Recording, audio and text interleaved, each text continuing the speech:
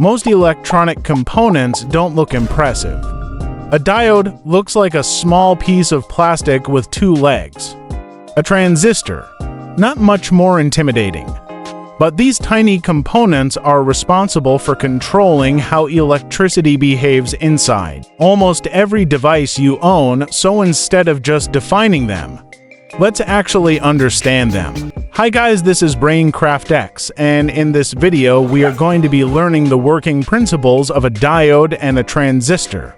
We would also do a live test where I will show you how to use them and how they work. Please, if you are new to this channel and you are interested in this video, please don't forget to like and subscribe and also drop a nice comment because, to be honest, that means a lot to me.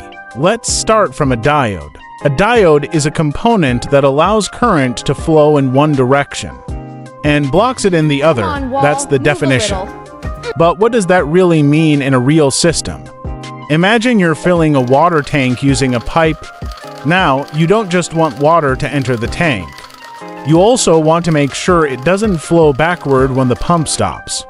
So you install a one-way valve. That valve allows water to go into the tank, prevents it from coming back out.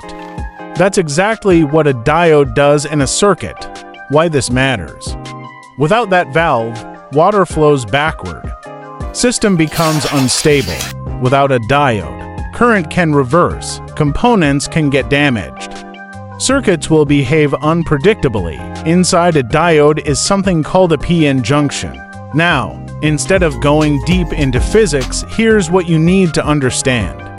The diode is designed so that electrons can easily move in one direction, but face resistance in the opposite direction. So, forward direction gives smooth flow. Reverse direction gives almost no flow. Not magic, just design. Let's take a very real example, your phone charger.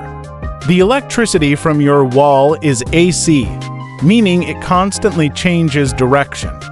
But your phone needs DC, one steady direction, so what happens?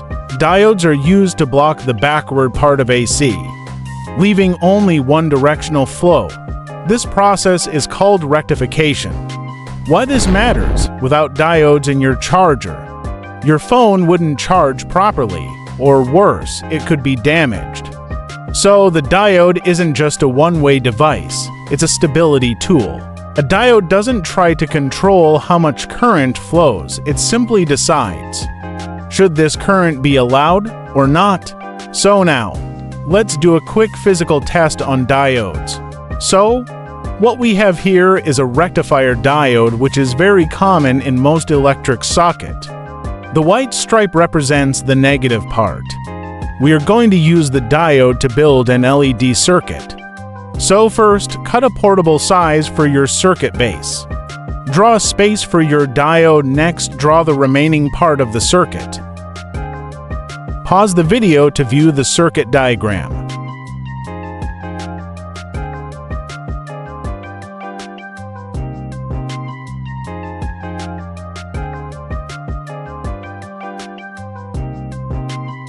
Your circuit should look like this, so this is our positive part, while the other part is our negative. Here we have diode, and here we have LED. Now we are going to connect some wires to our diode.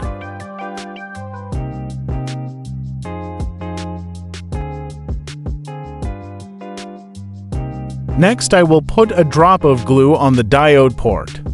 Then place the diode carefully. Hold it for at least 3 seconds. After that, we fix our positive wire and add little glue to set it to position. Now for our load, we have this 5-volt LED. We are going to mount the LED on the circuit board. Then we connect the wires to the LED. So now it's time to connect the input to our battery. We connect the second wire to the LED. From our result, we noticed that the LED turns on properly, which means that there is flow of current. The diode allows the current to flow in, but didn't allow current to flow out. Now, let's connect it in reverse direction. which means we are going to connect the wire for our LED to the battery and the battery part to our LED. From our result, we notice that the LED didn't even blink. That is to show there is no inflow of current. The diode only allowed current to flow in one direction and resists or blocks in the other direction. That's how diodes work. Thanks for watching part 1 of this video till the end. In part 2 of this video, we will talk about the working principles of a transistor. You don't want to miss out. Please don't forget to like, subscribe, and drop a nice comment or ask questions. Goodbye, and I will see you next time.